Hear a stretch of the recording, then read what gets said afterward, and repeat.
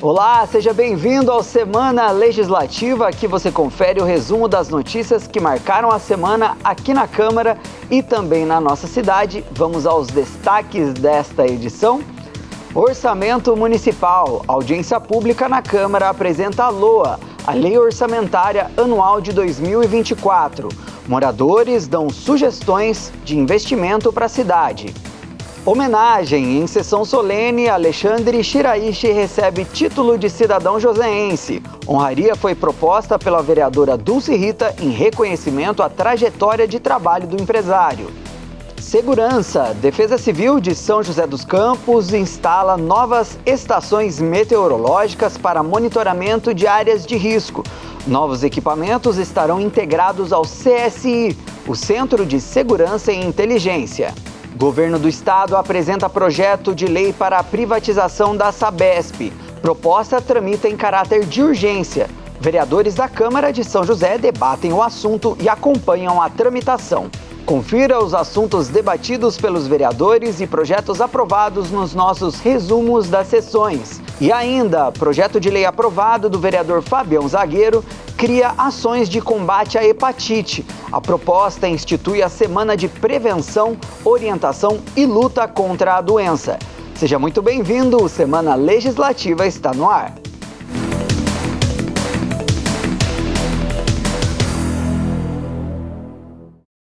Começamos o Semana Legislativa com os trabalhos parlamentares. Nesta terça-feira, os vereadores realizaram 2 sessões plenárias. Agora você acompanha o que aconteceu na 68ª sessão. Durante a 68ª sessão do ano, os vereadores apreciaram uma série de documentos. No total, 309 itens foram analisados na pauta. Entre os principais está a aprovação de 8 requerimentos, 4 moções e uma ata de sessão anterior. Os vereadores também aproveitaram o pinga-fogo para trazer assuntos relacionados à cidade. O mais abordado na tribuna foi a falta de água no município e os questionamentos pela qualidade do serviço prestado pela concessionária Sabesp. Os parlamentares defendem uma melhor fiscalização na gestão do contrato pelo poder público, além da revisão da alíquota redutora de multas aplicadas por falha no abastecimento. Na sessão, os parlamentares também debateram sobre o corte de árvores frutíferas cultivadas por moradores em uma praça do Jardim Nova Flórida. Os vereadores também convidaram a população para uma palestra e roda de conversa sobre os desafios das mães de crianças com autismo. O evento vai acontecer na Câmara no dia 24 de novembro, às 2 horas da tarde. A sessão na íntegra você confere em nosso canal do YouTube. Agora vamos conferir como foi a sessão solene que concedeu o título de cidadão joseense ao empresário Alexandre Shiraishi. A honraria foi proposta pela vereadora Dulce Rita em reconhecimento à trajetória de trabalho de Alexandre, que também atua em diversas causas sociais na cidade. Em sessão solene realizada no plenário da Câmara, o empresário Alexandre Shiraishi recebeu o título de cidadão joseense. A propositura foi feita pela vereadora Dulce Rita, que destacou a importância da colônia japonesa para a cidade. O mais importante de tudo essa vida de luta, de amor ao próximo, de solidariedade, ele tem um grande predicado que eu admiro muito. É fazer tudo na calada da noite, não me mato. Isso aí que é uma das suas maiores grandezas. E agradecer essa oportunidade que está me sendo dada hoje de homenagear uma pessoa tão grande e tão humilde. Meu obrigado a todos.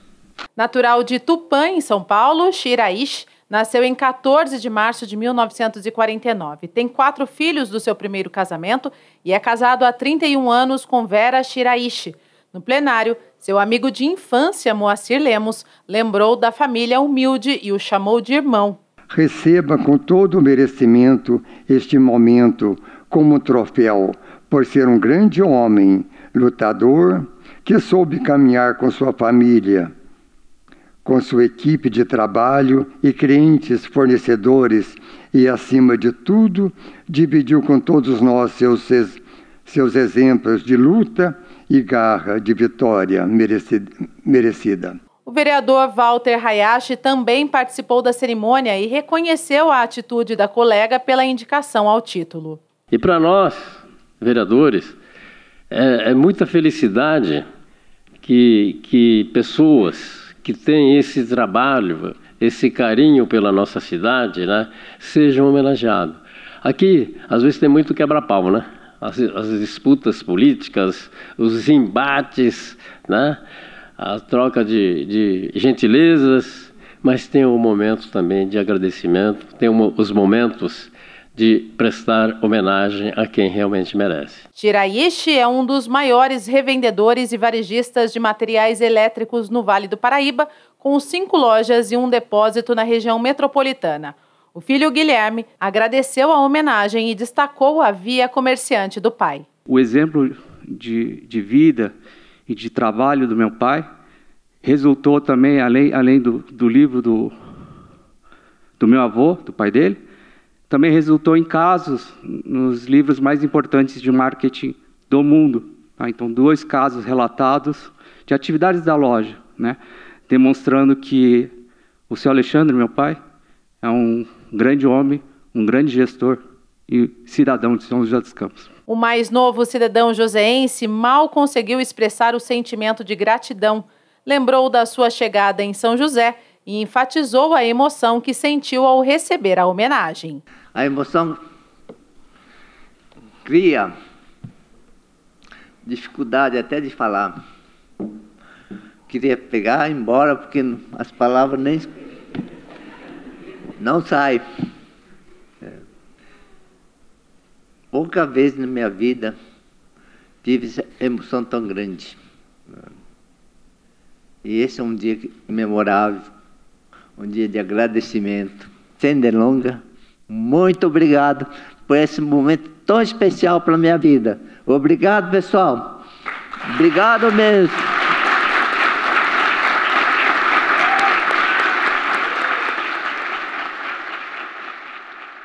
E você já fez uma boa ação hoje? Pois é, ser generoso com o próximo é um ato que só traz consequências positivas e também incentiva outras pessoas a fazer o bem. E uma pesquisa internacional apontou que nós, seres humanos, somos naturalmente generosos. Claro que a gente aproveitou o estudo para te apresentar alguns exemplos de generosidade aqui da nossa cidade. Confira! Fazer o bem sem olhar a quem é um dos ditados mais antigos e conhecidos da oralidade. E ele resume bem o que é ser generoso. Apenas compartilhar sem a intenção de ter algo em troca. Bom, eu gosto muito tanto de ajudar, né, ajudar as pessoas, eu vejo alguém precisando de ajuda, gosto de estar ajudando a todo momento. Sempre que eu posso, eu ajudo alguém, sim, enquanto um morador de rua, ajudo. A generosidade, ela baseia em respeito, educação. Eu ajudo sim. Cesta básica, remédio. Esse tipo de resposta embasou uma pesquisa que coloca o Brasil na 18ª posição de um ranking global de solidariedade. O World Give Index de 2022 mostrou que o mundo está cada vez mais generoso e que as pessoas costumam pensar no bem-estar das outras. A Maria é exemplo disso. Ela é idealizadora da Casa Rosa, um projeto que dá suporte a mulheres que sofreram com perda de cabelo. Mas o que aconteceu foi que uma amiga minha, cabeleireira, morava em São Paulo, veio para São José até para se cuidar. Ela foi minha funcionária. E ela apareceu o câncer nela, ela veio tratar aqui. E ela ficou muito desesperada quando ela viu o cabelo dela caindo. A gente não tinha o projeto para colocar uma peruca nela. Eu falei, ai Deus, é a hora. Eu vou começar. Toda essa generosidade transforma a vida das mulheres assistidas pelo projeto em qualquer idade, como a Rafaela, que receberá uma peruca pelas mãos da Bianca. A Rafaela é uma criança de 12 anos que não tem mãe e o pai tem problema com droga. Essa menina é criada pela avó em Aparecida e está com câncer no estado bem avançado. Ela vai fazer primeira comunhão. E ela não queria ir careca. Então, é importante saber que a generosidade da Maria vai fazer com que essa menina se empodere e se sinta segura para fazer a primeira comunhão dela. Para Valéria, embaixadora da Casa Rosa, é essa mudança que faz todo o trabalho valer a pena. O prazer de ter uma pessoa vindo na Casa Rosa participar deste movimento que é a beleza do bem, isso traz muita alegria para o nosso coração, porque a Maria é uma mulher que ela faz com que as pessoas se transformem através da peruca. A satisfação da Valéria comprova: fazer o bem faz bem. E o Gabriel Maia, psicólogo, explica o desenvolvimento das atitudes generosas e a sensação de recompensa proporcionada pela generosidade. Faz muito bem fazer o bem. Acho que a generosidade, como todo outro comportamento, é o comportamento que a gente aprende desde pequeno. Então, se os nossos pais são pessoas generosas, eles vão servir de modelo para a gente ser estimulados também a ser generoso. O poder público é aliado da solidariedade. Ações de diversas associações e entidades do terceiro setor recebem apoio e são acompanhadas pelo Legislativo. Para o vereador Zé Luiz, promover essa cultura é essencial. Primeiro de tudo, quando a gente ajuda o próximo, ajuda uma pessoa, a gente pensa que está só ajudando a pessoa, mas na verdade a gente está ajudando a gente mesmo, né? A gente se torna melhor. E é muito importante que as pessoas tenham essa cultura da solidariedade. Ser solidário, ela extravasa os muros do Estado, que a gente, vamos dizer assim. É uma questão individual, é uma questão antropológica até, é do ser humano ser generoso. E sabe como você pode ajudar também? Sendo solidário. Isso mesmo, durante este mês, a campanha Dia de Doar reforça a importância de nós doarmos um pouquinho para o próximo, seja arrecadando alimentos ou a partir de um serviço voluntário. E a meta da campanha é até tema de um projeto de lei aqui na Câmara. O trabalho dessa entidade social de São José dos Campos acontece há 29 anos. Atualmente, cerca de 550 pessoas recebem atendimentos como assistência jurídica, psicológica, ajuda material e participam das oficinas. Eles encontram 16 profissionais à disposição, entre psicólogos, advogados, psicopedagogas, assistente social e diversos, ainda todo o trabalho de apoio relacionado às vezes à dependência química, e isso de segunda a sexta. Além das oficinas que a gente mantém diariamente, oficinas de artesanato. Todas as famílias que passam por aqui vivem em situação de vulnerabilidade.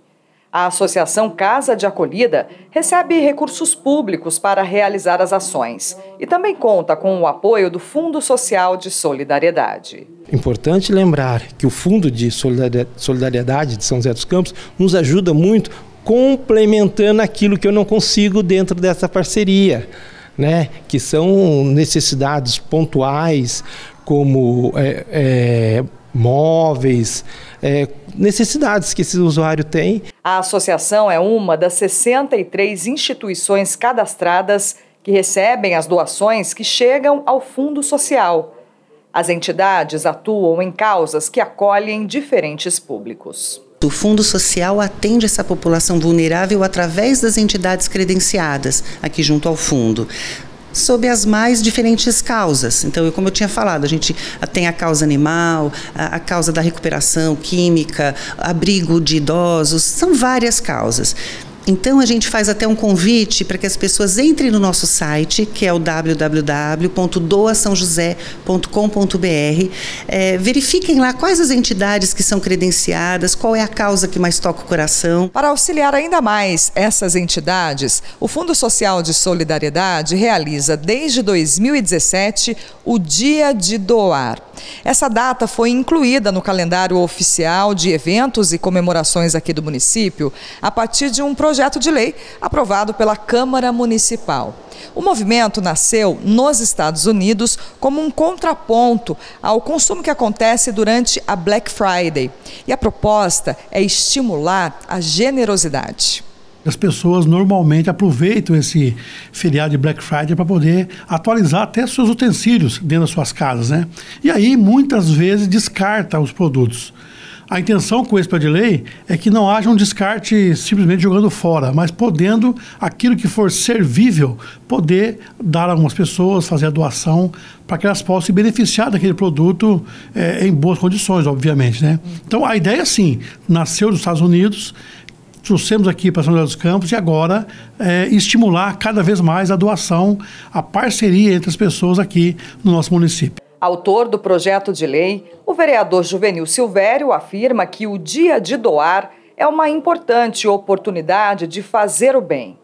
Mas ele ressalta que a solidariedade ajuda não só quem recebe, como também na construção de uma comunidade melhor para todos. O projeto ele vem coroar um gesto que já acontece habitualmente nos brasileiros. Sempre que há uma situação de risco, todos se organizam e se doam para que possa atender aquelas pessoas. Então, você faz a doação, você recebe doação, estimula, então, uma sociedade mais justa, mais solidária, um cuidando do outro. Esse ano, o Dia de Doar em São José será 25 de novembro. É possível fazer qualquer tipo de doação: roupas, alimentos, brinquedos, móveis. E a edição de 2023 vai contar com uma programação especial, inclusive com um drive-thru solidário. Nesse dia a gente pode doar tudo. A gente pode doar alimentos, podemos trazer roupas, podem ser doados artigos para pets, ração, a gente tem a causa animal também que o fundo abraça. Então a gente vai comemorar esse ano, embora o dia de doar ele seja comemorado no dia 28 de novembro, a gente vai trazer para o fim de semana anterior, no sábado, aqui para o Parque da Cidade, das 10 às 17 horas, a gente vai fazer uma grande festa, vamos trazer as entidades sociais, algumas entidades que o fundo atende. O que a gente faz para ajudar o outro beneficia diretamente o outro, beneficia diretamente quem ajuda, porque é muito gratificante, mas acaba beneficiando toda a nossa cidade. Chegamos ao nosso primeiro intervalo, mas no próximo bloco você confere um projeto de lei aprovado que cria ações de combate à hepatite. Não saia daí, a gente volta já.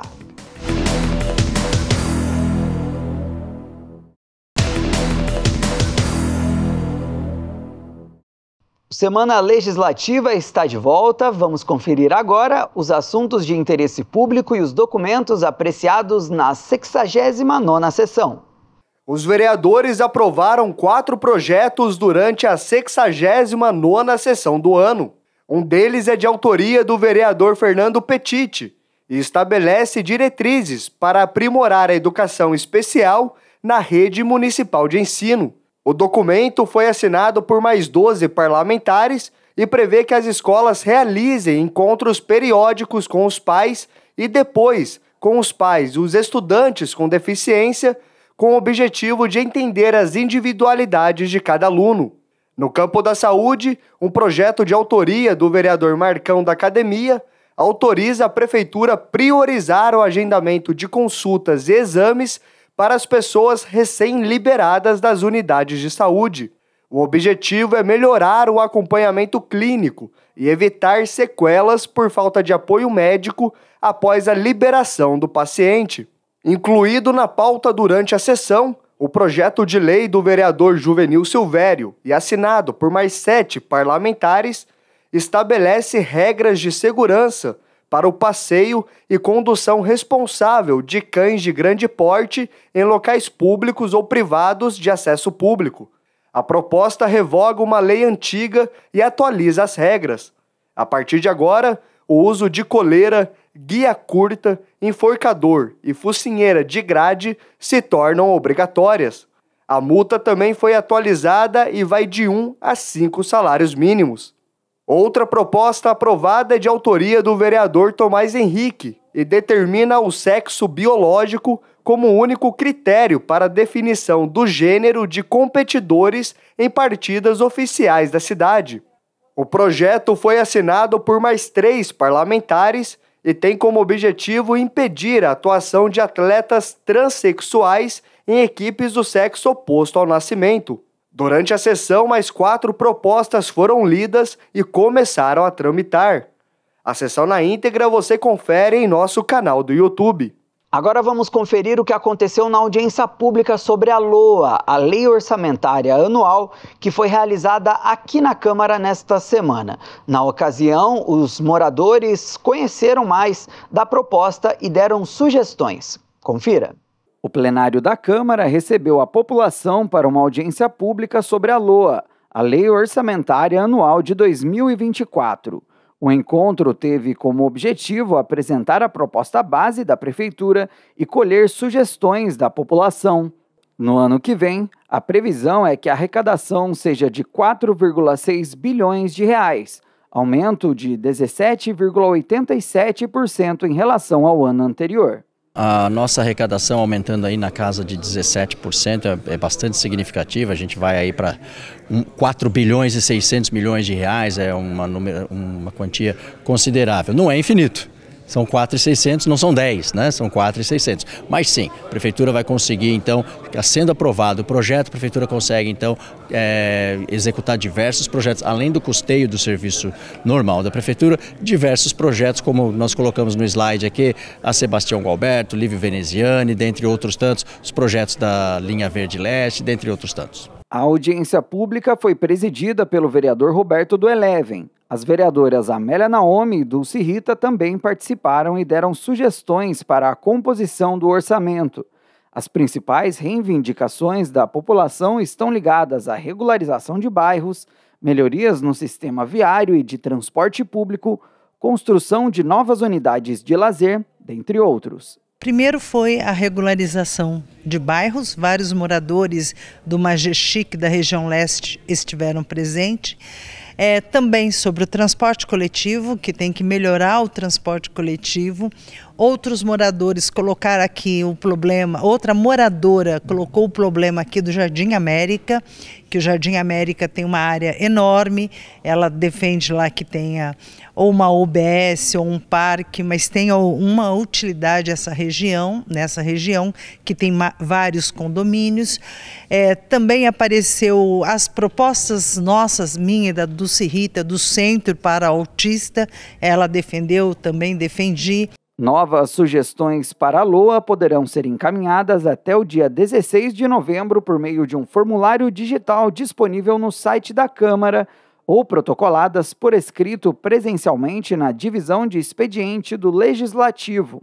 Todas as contribuições serão analisadas pela Comissão de Economia, Finanças e Orçamento do Legislativo e podem originar emendas à proposta em tramitação. A participação dos moradores é fundamental para que o futuro da cidade atenda a toda a população.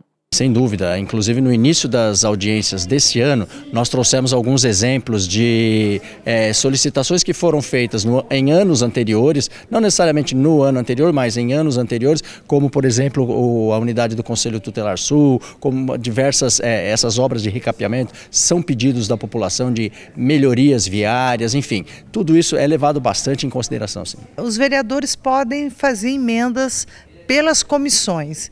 As comissões de Justiça e de Economia, ela tem o poder de ouvir tudo isso que está gravado e fazer emendas no projeto. Isso é muito importante.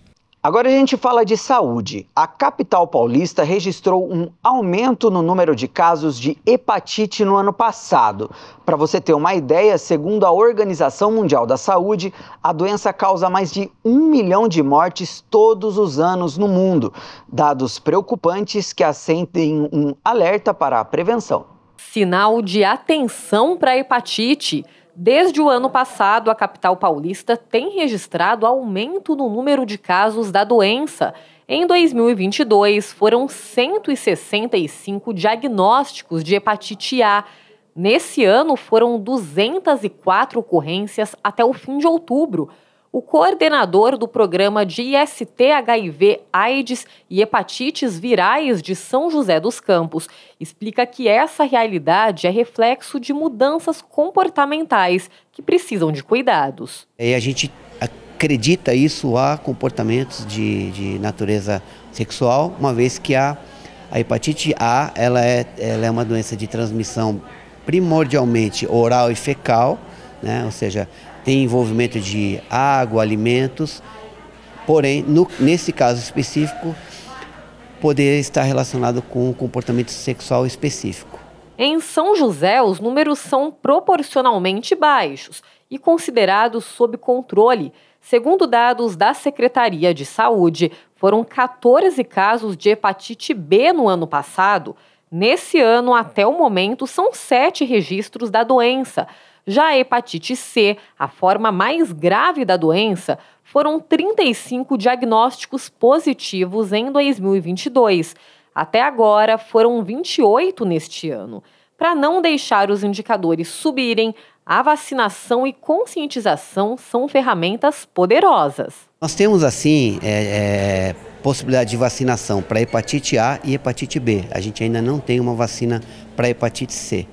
Especificamente na hepatite A, a partir do momento que ela foi incluída no calendário oficial para as crianças, a gente sabe que isso é um meio ultra efetivo de evitar a ocorrência da hepatite A na faixa etária menor e que acaba repercutindo também em outras populações mais velhas, adultos e pessoas mais idosas. A preocupação com a hepatite não está presente somente em São José. A Organização Mundial da Saúde lidera uma iniciativa para melhorar o enfrentamento global da doença. Segundo a entidade, a hepatite causa mais de 1 milhão de mortes todos os anos no mundo. Além disso, 3 milhões de pessoas são infectadas anualmente. Esse médico especialista em fígado explica que é preciso ficar atento a fatores rotineiros que levam ao diagnóstico. Com toda certeza, a parte comportamental das pessoas podem levar a esse status inflamatório do fígado.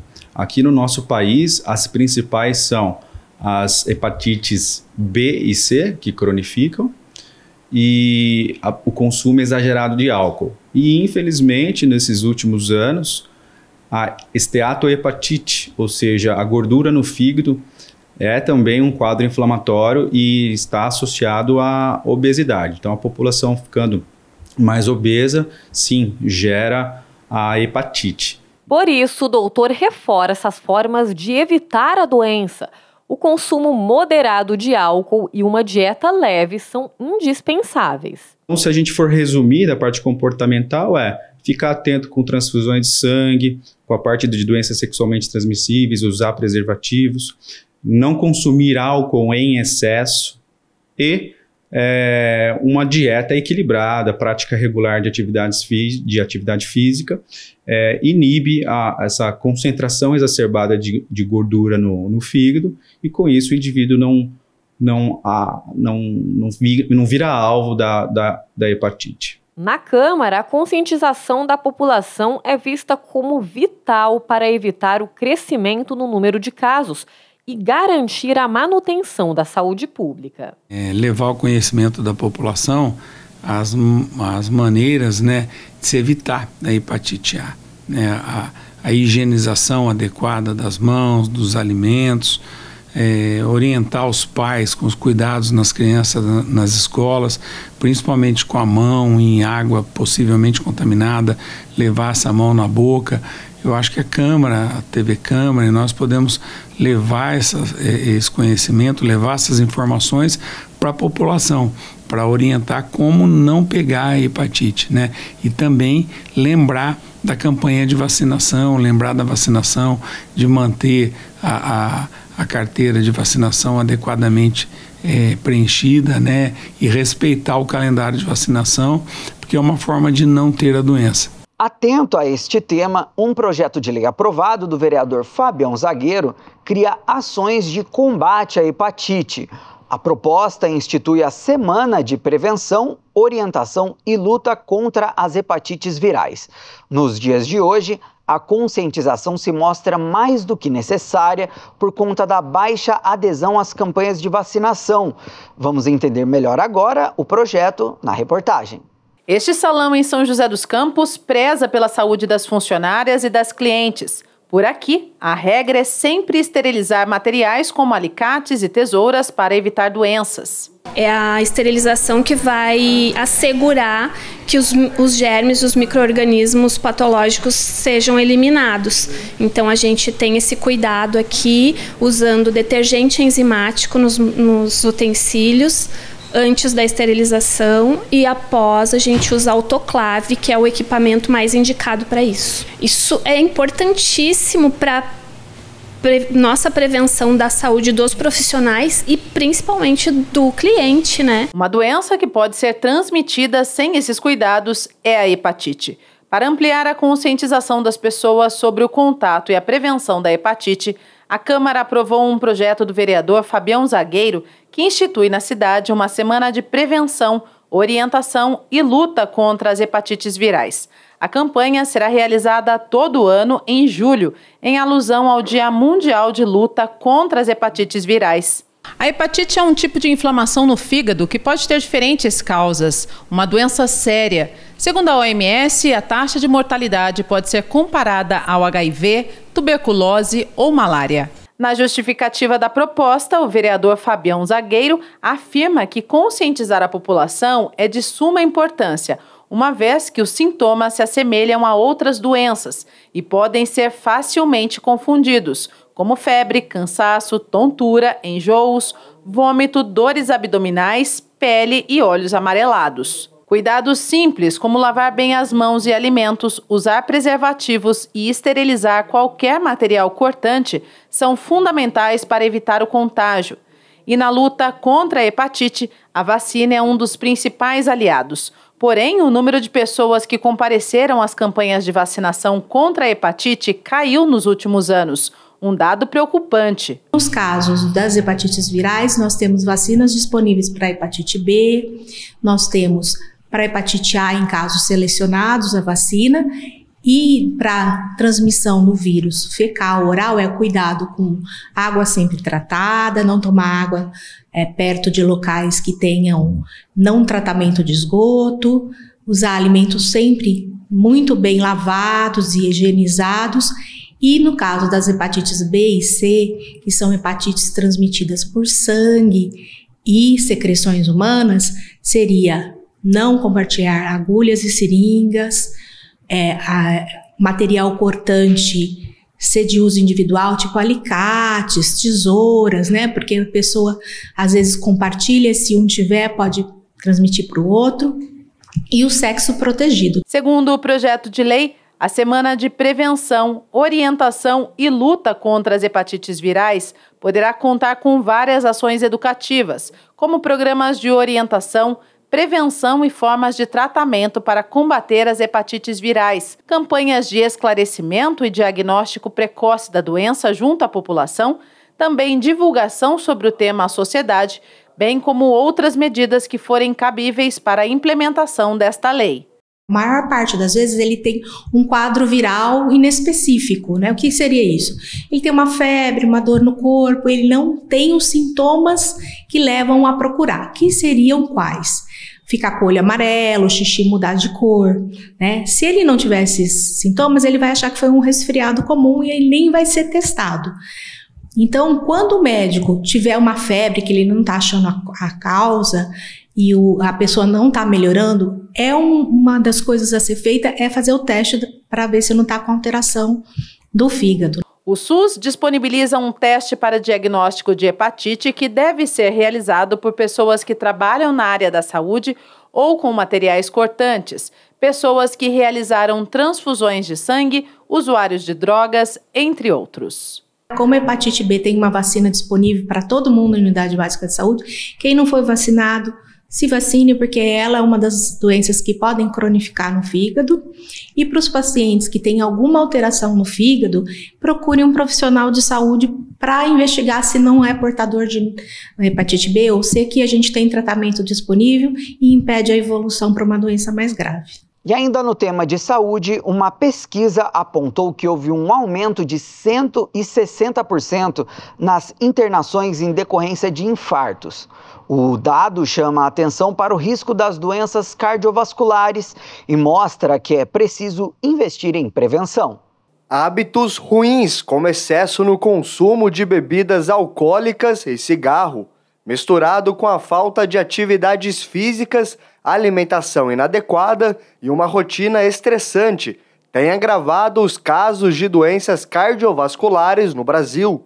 Nos últimos 15 anos, o número de pessoas vítimas de infarto e AVC aumentou em 160%. Para o Dr. José Cláudio, vereador e cardiologista, os números são preocupantes e devem subir ainda mais nos próximos anos. A doença cardiovascular, ela mata mais que a AIDS, mata mais que acidente. Ela ficou muito próximo na época do Covid, ela mantinha um número de mortes anual muito grande, porque os maus hábitos, como o cigarro, a alimentação, a pouca prática esportiva, o estresse, as dificuldades financeiras, o desemprego causado aí pela pandemia, levou ao aumento da pressão, a preocupação, o estresse é um fator desencadeante muito importante para o infarto, que a pessoa... O levantamento ainda apontou que as doenças do coração têm crescido entre os jovens e as mulheres. Além dos fatores genéticos, a falta de prevenção também tem sido um problema. O estilo de vida da mulher hoje, ele é praticamente idêntico ao do homem.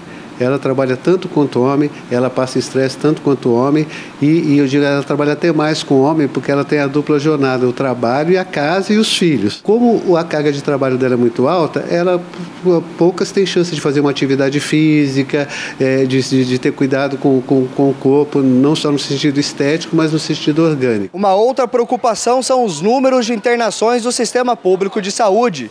Registros do SUS apontam que entre 2008 a 2022, 75% dos pacientes do país que precisaram ser internados foram por problemas cardíacos. Deve ser uma preocupação sempre, porque a gente tem uma expectativa de que ia aumentar. Por exemplo, durante a pandemia do Covid, já se esperava que os números de infarto aumentassem em 10%. E a rede pública, ela não vai conseguir atender essa demanda. É uma demanda muito grande. Felizmente, São José dos Campos é uma cidade que tem uma retaguarda, as equipes, mesmo públicas, aqui tem um treinamento muito bom, foi um processo de anos, o atendimento de emergência para a doutoráxica, que a gente chama, existem os protocolos de atendimento, de fazer eletrocardiograma seriado, de fazer dosagem de enzimas, de não liberar o paciente no primeiro atendimento. E para o futuro, os impactos do aquecimento global também devem se tornar fatores de risco para o desenvolvimento de doenças cardiovasculares.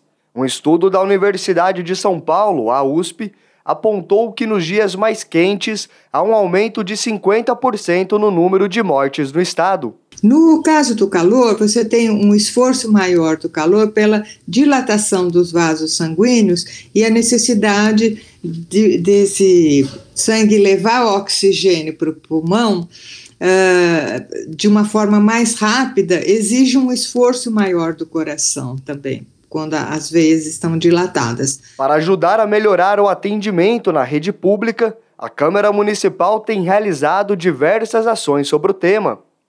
Além da aprovação do projeto de lei Abril do Coração, que desenvolveu na cidade a realização de campanhas para a prevenção de doenças cardiovasculares, foi criada também a Frente Parlamentar em apoio ao paciente oncológico e cardiológico. Vários vereadores trabalham trazendo recursos para apoiar o Pio 12 no tratamento cardiológico. A gente sabe que o Pio 12 ele tem um contrato com a prefeitura para dar esse apoio ao tratamento cardiológico em São José. Quando um paciente de São José dos Campos tem um infarto na Vila Industrial, no UPA Alto da Ponte, no UPA Campo dos Alemães, ele vai direto para o Hospital Pio 12, faz o cateterismo e ali mesmo ele é tratado. O Dr. José Cláudio reforça que para contribuir com a prevenção, além da mudança de hábitos, aprender as técnicas de primeiros socorros e saber identificar uma vítima de infarto é fundamental para salvar vidas. Que é uma dor do lado esquerdo, né? Uma dor forte, uma dor em aperto, opressiva, que pode passar para o braço esquerdo, para o queixo, uma dor duradoura, com mais de 10 minutos, pode ser acompanhada de suor, de cansaço. Então, essa orientação para a população é importante também para aquela pessoa que vai ter o contato com alguém tendo um infarto, que é deixar a pessoa tranquila, em repouso, transportar rapidamente para um hospital. Vamos para mais um rápido intervalo. Já já a gente te mostra os novos equipamentos da Defesa Civil para o monitoramento de áreas de risco de deslizamento. Uma ação importante para a segurança desses locais com a chegada do período de chuvas. A gente volta rapidinho, não saia daí.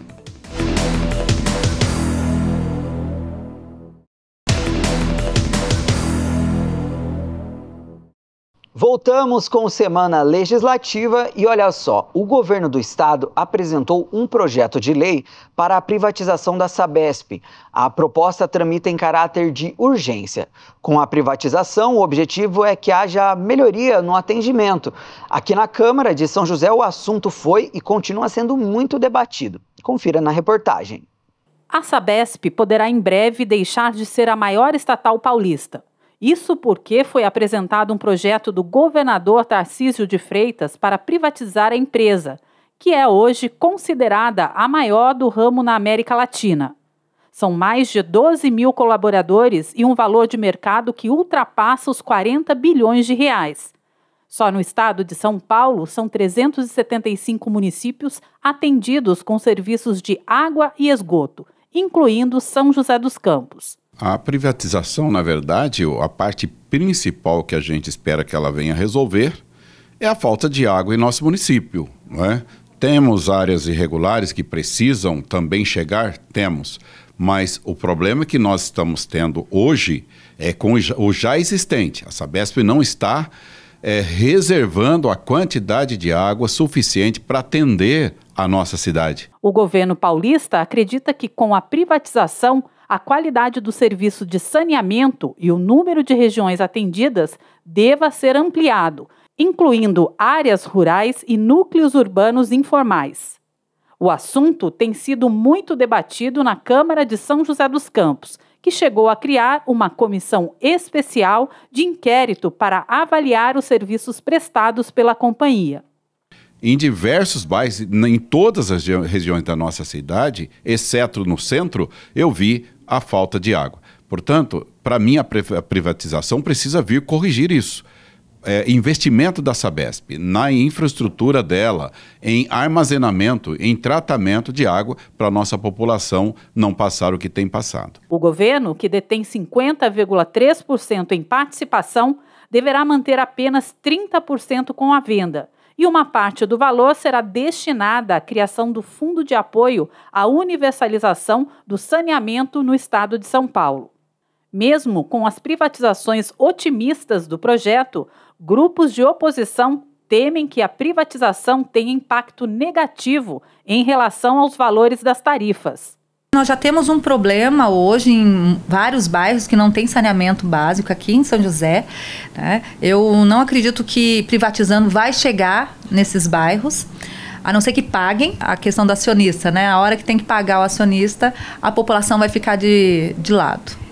Apesar dos debates, o governo que apresentou o projeto em caráter de urgência acredita que o projeto é a melhor solução para o estado. A expectativa é que a privatização seja concluída até o final de 2024. O objetivo do governador em privatizar a Sabesp é aumentar a eficiência e diminuir custos, né? Diminuir o preço das tarifas cobradas, que é alta, né? Então, é o que nós esperamos também. Eu acredito que a iniciativa privada, tomando realmente vamos dizer assim, uma parcela importante de participação na Sabesp, vai conseguir resolver esse problema. Acho que o contrato deve ter realmente uma participação efetiva do Estado em cobrar a empresa que vier a ganhar, né, essa licitação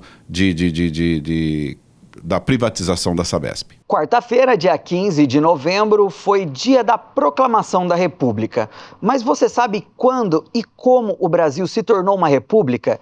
E você sabe o que isso significa? Aqui já vai uma explicação. A República é um regime de governo onde o chefe do Estado é eleito pelo povo. Conhecer a história da proclamação da República é conhecer, então, a história da nossa democracia. 15 de novembro de 1889. É uma data importante para a história do Brasil. Começa a República.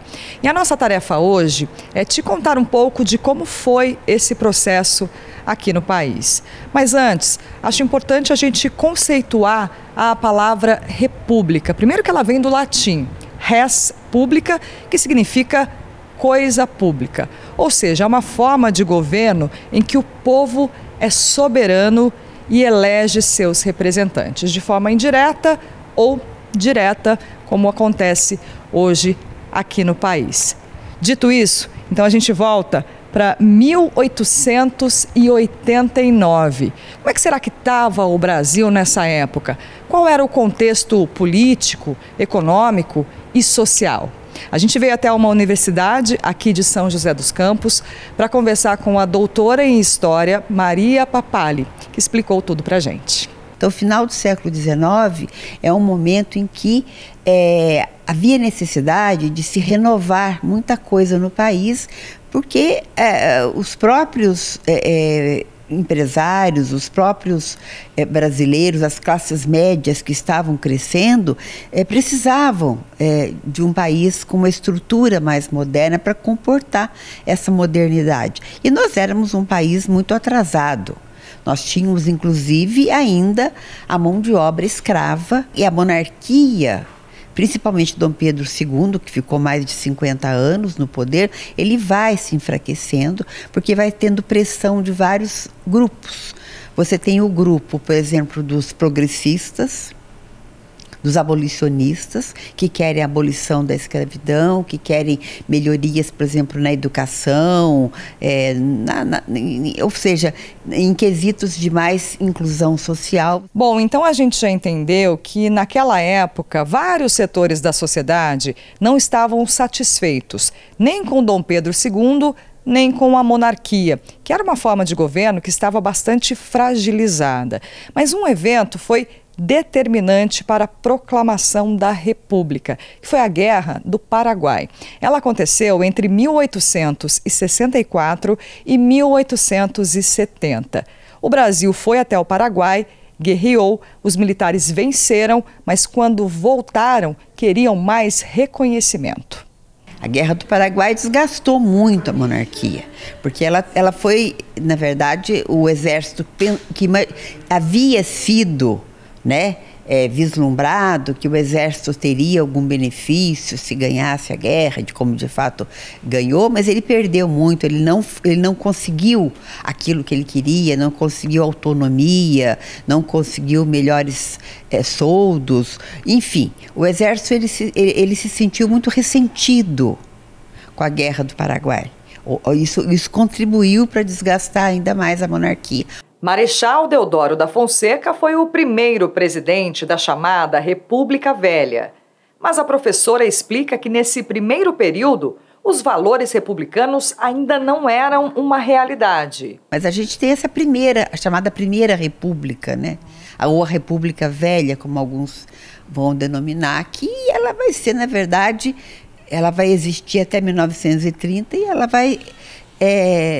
de modernidade mesmo, pouca coisa é implementada, porque ela vai virar uma república oligárquica, nas mãos da oligarquia, principalmente da oligarquia cafeeira. Digamos, alguns avanços mínimos ainda em relação ao que se pretendia, muito pouco, tanto que em 1930, a Revolução de 30, ela realmente vem para transformar o Estado num Estado moderno, num Estado que pudesse abarcar toda a sociedade, todos os grupos que estavam crescendo. Hoje, no Brasil, a República é bem estabelecida. Com o governo republicano, os governantes estão subordinados à lei e o poder é dividido em 3 esferas: executivo, legislativo e judiciário. De acordo com a Constituição, eles devem funcionar em harmonia e se complementarem. A Câmara de São José defende que a República é um instrumento de democracia, muito importante nos dias de hoje. E para a vereadora Juliana Fraga, foi esse sistema de governo que permitiu que o país avançasse no que diz respeito à representatividade. Eu ouvi uma vez uma frase que fala que não existe república sem democracia, né? Então não é a mesma coisa, mas está extremamente ligada.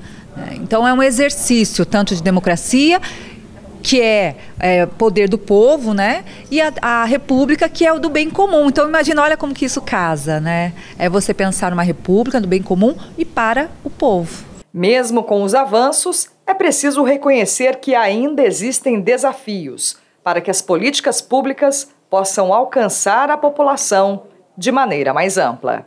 Na minha opinião, como a República, a gente vota para colocar as pessoas lá, são pessoas que têm que representar, então o que seria mais representativo? Eu acredito que tivessem pessoas que de fato vivem todas as realidades de um país, por exemplo, das minorias, não importa se tem pessoas do quilombola, indígenas em geral, por exemplo, alguém que tenha vivido lá na periferia, que saiba como é o dia a dia do trabalhador, que de fato vá poder estar lá para falar, não, eu sei o que se passa, sei como resolver esses problemas. E a gente dá esse voto de confiança a eles, para que eles nos representem realmente lá, trazendo esses valores que a gente tanto precisa e a gente confia, né? Para que eles ouçam as pessoas aqui e tragam essa representatividade para a gente em forma de ações de tudo que a gente espera. Tem avanço? Tem. Mas ainda precisamos avançar muito na nossa sociedade.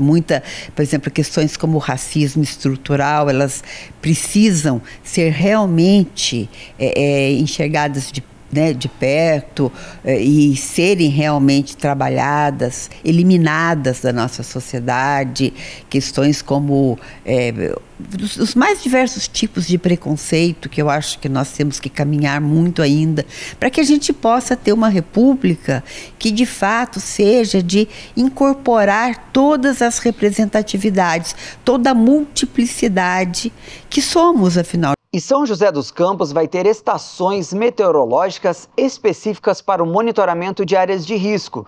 Os novos equipamentos estarão posicionados em locais estratégicos da cidade e também vão ficar integrados com o sistema pioneiro de controle. Com a novidade, a Defesa Civil vai ter mais informações para garantir a segurança dos moradores. As equipes da Defesa Civil acompanham atentas as explicações sobre os novos equipamentos que vão auxiliar o trabalho em campo.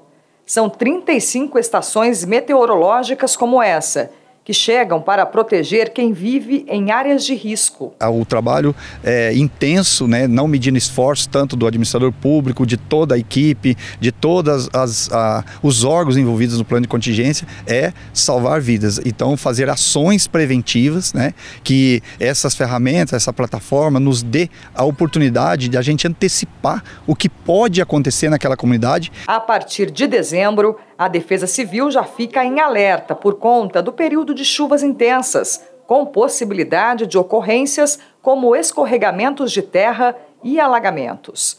E o novo sistema é considerado mais eficaz para antecipar eventos climáticos. De acordo com o último levantamento do CEMADEM, o Centro Nacional de Monitoramento e Alertas de Desastres Naturais, São José dos Campos tem 55 áreas de risco. E esses novos equipamentos devem atender exatamente a essas regiões. Hoje a cidade conta com 8 pluviômetros instalados, mas eles apenas medem o volume de chuva. A diferença dessa nova tecnologia é o sistema de comunicação, que promete oferecer um serviço mais completo. Com esses novos equipamentos que serão implantados, nós teremos uma estação meteorológica completa, porque ela vem acompanhada também da gestão da ocorrência.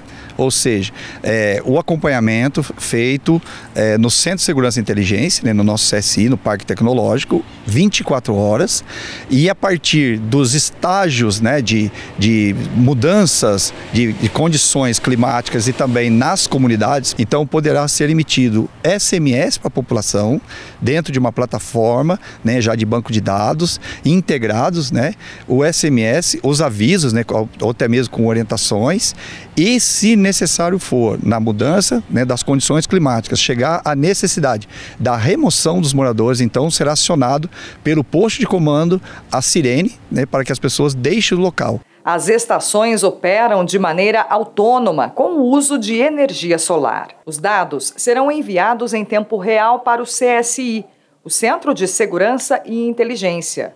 Profissionais preparados ficam responsáveis pela análise das informações que vão garantir mais segurança na tomada de decisão. Ela é totalmente autônoma e as informações são online, ou seja, em tempo real, toda a nossa central, né, o nosso posto de comando do lado do Centro de Segurança e Inteligência vai ter as informações pontuais, inclusive, né, de cada região, e não a nível regional mais. E sim, em cada local onde estiver uma estação, ela tem o seu relatório, né, a sua informação individual. A expectativa é de que o sistema comece a operar no início do ano que vem.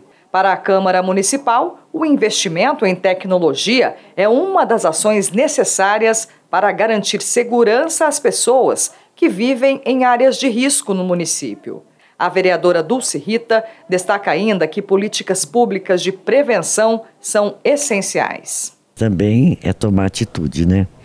Ver as áreas de risco, ver onde que está tendo as enchentes, a limpeza dos córregos, a preservação da várzea, é uma conjuntura de problemas que poderiam ter sido amenizados, mitigados se tivesse acontecido há mais tempo. Para o bom aproveitamento das vantagens do sistema, moradores de áreas com risco de deslizamentos ou enchentes também devem receber treinamento. Então teremos também, paralelo a isso, um treinamento com a comunidade, né, indicando rotas de fugas, né, ponto de encontro, abrigamento provisório, caso for necessário. Então é uma estação meteorológica que tem, além de todas as informações necessárias para a condições, a segurança do local, também a interação com a população. E o Semana Legislativa fica por aqui, mas continue ligado na programação da TV Câmara. Se você quiser rever o programa ou assistir outros, é só acessar a nossa página no YouTube,